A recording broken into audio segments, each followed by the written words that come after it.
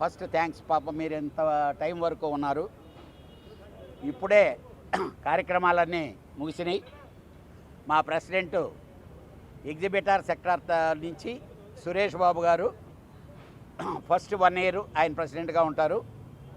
ఆ తర్వాత ఎనానమస్గానే జరగడం జరిగింది. అలానే హైదరాబాద్ ఛాంబర్ సెక్రటరీగా కె అశోక్ కుమార్, ట్రెజరర్గా ముత్యాల రామదాసు, జాయింట్ సెక్రటరీలుగా విజయేందర్ రెడ్డి, మోహన్ ఒట్లపట్ల, ఇవన్నీ ఎనానమస్గానే జరిగినాయండి. మంచి వాతావరణంలోనే ఎలక్షన్ అంతా ఫినిష్ చేసాం.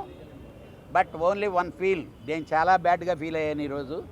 మా స్టూడియో సెక్టార్లో చైర్మన్ పోస్ట్ను గురించి రకరకాల డ్రామాలు ఆడారు. ఇలాంటిది కరెక్ట్ కాదు. మనం ఎలక్షన్లో ఓడిపోతే ఇంటికి వెళ్ళిపోవాలా, దొడ్డిదారిలో ఈ చేద్దాం ట్రై చేశారు. చాలా బాధపడ్డాను నేను. ఎందుకనంటే సిస్టమ్ ఈరోజు ఏం లేదు, ఇక్కడికి వచ్చి ఎవడైనా పని చేయడానికే ఇక్కడికి వచ్చేది. బట్ ఏదేది అయినా కానీ స్మూత్గా అన్నీ జరిగినాయి. అలానే విజయవాడ సెక్రటరీగా బేకరీ ప్రసాదు, తర్వాత గుత్తకల్లు సెక్రటరీగా జాయింట్ సెక్రటరీగా సాయిరెడ్డి,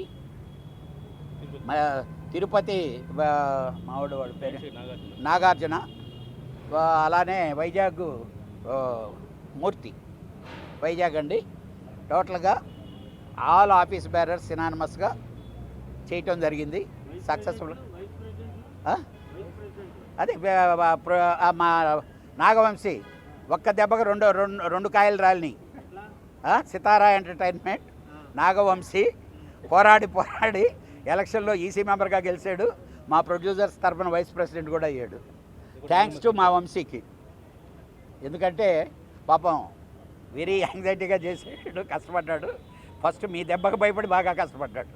థ్యాంక్ యూ, నమస్తే.